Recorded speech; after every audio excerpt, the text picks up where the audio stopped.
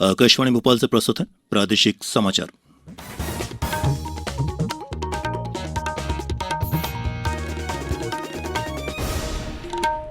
नमस्कार, समाचारों के साथ मैं प्रशांत सेंगर। पहले मुख्य समाचार। मुख्यमंत्री शिवराज सिंह चौहान ने कहा, प्रदेश में यूनिवर्सल हेल्थ कवरेज और यूनिवर्सल इम्यूनाइजेशन के लक्ष्य को जल्द पूरा किया जाएगा। प्रदेश में कोरोना संक्रमितों की संख्या 39,000 से अधिक पहुंची। इनमें 29,000 से ज्यादा हुए स्वस्थ। इंदौर शहर में आज से कोरोना की जांच के लिए शुरू हो रहा है सीरो सर्वेक्षण अभियान। और मौसम विभाग ने राजधानी भोपाल सहित राज्य के कई स्थानों पर बारिश की संभावना जताई। और अब समाचार विस्तार से। मुख्यमंत्री शिवराज सिंह चौहान ने कहा है कि यूनिवर्सल हेल्थ कवरेज और यूनिवर्सल इम्यूनाइजेशन के लक्ष्य को हम शीघ्र पूरा करेंगे। स्वास्थ्य और शिक्षा सरकार की सर्वोच्च प्राथमिकता है। कल आत्मनिर्भर मध्यप्रदेश के अंतर्गत स्वास्थ्य और शिक्षा विषयों पर आधारित वेबिनार के समापन सत्र को संबोधित करते हुए मुख्यमंत्री ने कहा कि आत्मनिर्भर स्वस्थ भारत के सपने को पूरा करने के लिए आत्मनिर्भर स्वस्थ मध्यप्रदेश की दिशा में भी तेजी के साथ काम हो रहा है।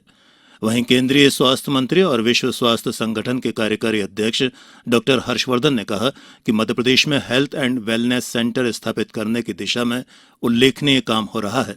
प्रदेश में लगभग 10,050 हेल्थ एंड वेलनेस सेंटर बनने हैं, जिनमें से अभी तक 2,986 सेंटर बन गए हैं और लगभग 1 करोड़ लोग इनके माध्यम से लाभान्वित भी हुए हैं। डॉक्टर हर्षवर्धन ने कहा कि इन सेंटर्स में इलाज के अलावा योग और प्राणायाम आदि के माध्यम से भी सामान्य स्वास्थ्य अच्छा रखे जाने का प्रशिक्षण दिया जा रहा है। वहीं आज आत्मनिर्भर मध्यप्रदेश के लिए रोडमैप तैयार करने को लेकर अर्थव्यवस्था और रोजगार विषय पर एक वेबिनार का भी आयोजन किया जा रहा है, जिसमें देश के विषय विशेषज्ञ विचार विमर्श कर अपने सुझाव साझा करेंगे। सेमिनार का शुभारंभ मुख्यमंत्री शिवराज सिंह चौहान करेंगे। राज्यपाल आनंदीबेन पटेल ने कहा है कि बच्चों में असीमित क्षमता हुआ करती है। आवश्यकता उनकी शक्ति और कौशल को निखारकर अवसर दिए जाने की है। राज्यपाल ने कल राजभवन स्थित सांदीपनि सभागार में राजभवन के कर्मचारियों के लिए निर्मित 40 कर्मचारी आवास के लोकार्पण अवसर पर यह बात कही। उन्होंने कहा कि राजभवन परिसर के सभी बच्चों के लिए कंप्यूटर शिक्षा, पुस्तकालय और रचनात्मक गतिविधियों की व्यवस्था की जाएगी। राज्यपाल ने कहा कि राजभवन सबका है, इसीलिए मध्यप्रदेश, छत्तीसगढ़ और उत्तर प्रदेश में आमजन के लिए राजभवन को खुलवाया गया है। उन्होंने कहा कि प्रशासन के पढ़े भोपाल अभियान में 2.5 लाख लोगों ने भाग लिया था। प्रदेश में कोरोना संक्रमित लोगों की संख्या 39,000 से अधिक हो गई है। वहीं दूसरी तरफ स्वस्थ होने वालों की संख्या भी लगातार बढ़ रही है और अब तक 29,000 से ज्यादा लोग स्वस्थ हो चुके हैं। राजधानी भोपाल में कल 117 नए मरीज मिले हैं। इनमें भोपाल मेमोरियल हॉस्पिटल के एक डॉक्टर भी शामिल हैं। हालांकि जिले में अब तक मिले 8,000 से अधिक संक्रमितों में से 5,444 मरीज स्वस्थ होकर घर भी लौट चुके हैं। वहीं इंदौर जिले में 176 नए मरीज मिलने से कोरोना संक्रमितों की संख्या वहां 8,900 तक पहुंच गई है। जिले के विभिन्न अस्पतालों में 2,563 कोरोना प्रभावितों का उपचार जारी है। यहां 40 मरीजों के कोरोना संक्रमण के मुक्त होने के साथ ही अब तक 6,000 से अधिक मरीज स्वस्थ होकर घर को लौट चुके हैं। उधर ग्वालियर में 2,900 से अधिक संक्रमित मिले हैं, जहां कोरोना से निपटने के लिए प्लाज्मा थेरेपी भी अपनाई जा रही है। वहीं जबलपुर में 1,885 और मुरैना जिले में संक्रमितों की संख्या 1,807 तक पहुंच गई है। झाबुआ जिले में 20 नए संक्रमित मिलने से इनकी संख्या 105 हो गई है। खंडवा जिले में भी 8 मरीजों की रिपोर्ट पॉजिटिव आई है, जबकि 20 मरीजों के स्वस्थ होने पर उन्हें अस्पताल से छुट्टी दी गई है।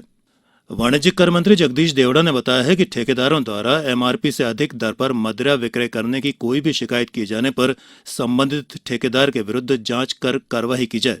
उन्होंने कहा कि राज्य सरकार ने कोरोना कंट्रोल करने के लिए केंद्र सरकार द्वारा जारी दिशा निर्देशों के तहत ही मदिरा दुकानें बंद करने के आदेश जारी किए थे।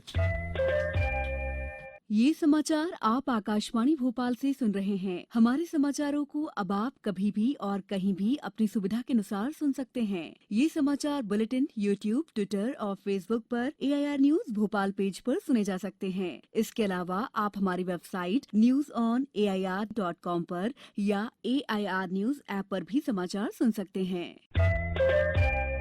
ब्रेक के बाद एक बार फिर प्रादेशिक समाचारों में आप सभी का स्वागत है। इंदौर शहर में आज से कोरोना के प्रति आमजन की रोग प्रतिरोधक क्षमता जांचने के लिए सीरो सर्वेक्षण अभियान शुरू किया जा रहा है। इसके लिए नगर निगम सीमा के 85 वार्डों में 2-2 सदस्यीय दलों का गठन किया गया है।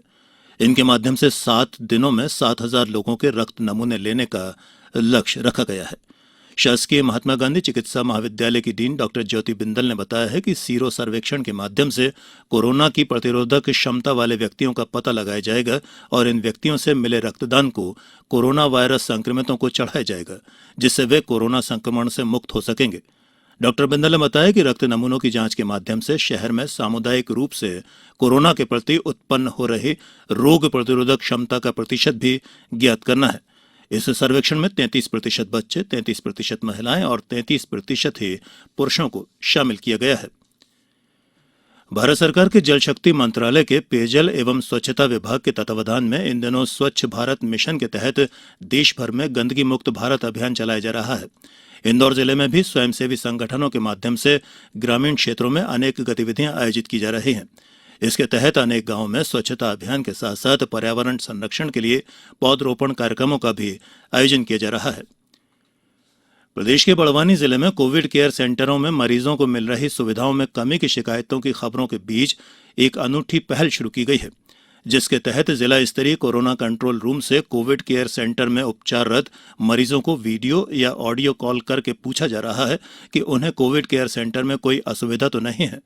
कंट्रोल रूम के प्रभारी मुकेश मालवीय ने बताया है कि मरीजों से यह भी पूछा जा रहा है कि उनके घर पर क्वारंटीन किए गए सदस्यों में से किसी को सर्दी, खांसी या बुखार या कोरोना के कोई लक्षण तो नहीं है। हमारे द्वारा जो है कोविड केयर के जो पॉजिटिव पेशेंट रहते हैं, वर्तमान में एक नया अनूठा प्रयोग किया जा रहा है कलेक्टर महोदय के मार्गदर्शन में, जिसमें हम लगातार डेली जो है पॉजिटिव पेशेंट को जो है बात करते हैं, वीडियो कॉल करते हैं, ऑडियो कॉल करते हैं और उनके स्वास्थ्य संबंधी जो है जानकारी ली जाती है। इसके अतिरिक्त जो है उनके परिवार के जितने भी सदस्य उनकी भी स्वास्थ्य की जानकारी ली जाती है कि क्या उनको क्वारंटाइन करा है या नहीं है, या उनको भी किसी प्रकार के अगर लक्षण हो तो हम जो है तत्काल आरआरटी को सूचित करके जो है उनकी स्क्रीनिंग करवाते हैं और आवश्यकता के अनुसार उनका सैंपलिंग भी किया जाता है। जिला प्रशासन के इस नवाचार की सामाजिक कार्यकर्ता अजीत जैन ने भी सराहना करते हुए कहा है कि इससे संक्रमितों की परेशानी दूर होगी। इससे मरीज को जो समस्या होगी उसका समाधान होगा तो शायद मरीज मानसिक रूप से भी स्वस्थ होगा और आगे मरीज जो परेशान हो रहे थे वो उससे शायद सफलता मिलेगी। राज्य सरकार ने कल कुछ वरिष्ठ आईएएस अधिकारियों के विभागों में फेरबदल किया है। अपर मुख्य सचिव डॉक्टर राजेश राजौरा को श्रम विभाग से गृह और जेल विभाग में भेजा गया है।